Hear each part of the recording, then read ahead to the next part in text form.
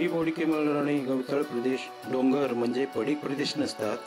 तेथे अनेक वनस्पती, झाडे, झुडपे, गवत आणि त्यांच्यावर असणाऱ्या किडे, कीटक, पक्षी, सरपटणारे प्राणी अशा शिकारी व सावज अशा जीवांचा अधिवास असतो. अनेक मौसमी व स्थलांतरित जीवांचे व वनस्पतींचे ते निवासस्थान असते. या परिसरात पूर्वी झाडाझुडपांवर, बांधावर, माळावर, घोड्या नाल्यांच्या काठावर येता जाता जे जीव दिसायचे ते दुर्लभ होत चाललेले आहेत. त्यामधील साप, सापसुरळी, घोरपडी, सरडे वगैरे सरीसृपांपैकी सरडे हे एक वैशिष्ट्यपूर्ण असणारे आणि कीटक नियंत्रणात महत्त्वाची भूमिका बजावणारे असतात.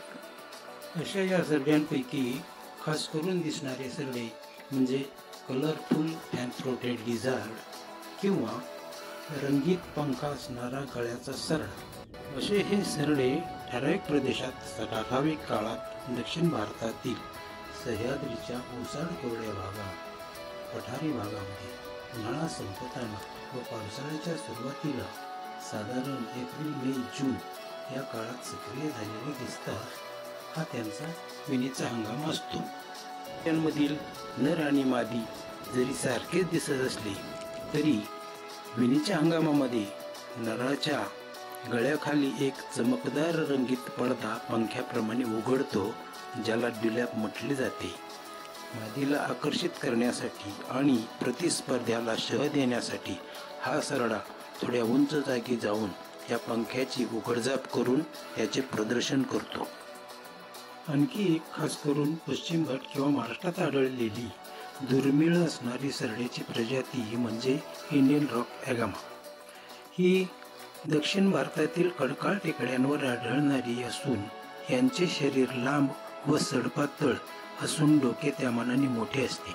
हे सरडे ज्या काळपट खडकांवर वावरतात त्याच्याशी मिळता जुळता आणि लपून जातील अशा काळपट मातकट रंगाचे व निस्तेज दिसतात. यांचे डोळे शॅमेलियॉनप्रमाणे बहुतांशी पापणीच्या त्वचेने आच्छादित असतात. नराच्या डोक्याचा आणि पाठीचा रंग विणीच्या हंगामामध्ये नारिंगे, पिवळसर व ठळक होतो. आपल्या आसपास परिसरात सर्वसामान्यपणे दिसणारा कॉमन लिझार्ड म्हणजेच ओरिएंटल गार्डन लिझार्ड हा सरडा सुद्धा दिसणे कमी झाले आहे. याचे वैशिष्ट्य म्हणजे याच्या डोक्याकडील भाग हा फुगीर आणि गळा व पोटाचा काही भाग हा चमकदार लाल, नारंगी आणि त्यावर काळा धब्बा अशा प्रकारचा असतो. चमकदार लाल रंगामुळे हा रक्त पिणारा असावा अशा गैरसमजुतीतून त्याला ब्लड सकर म्हणजेच रक्त शोषक असेही म्हणतात.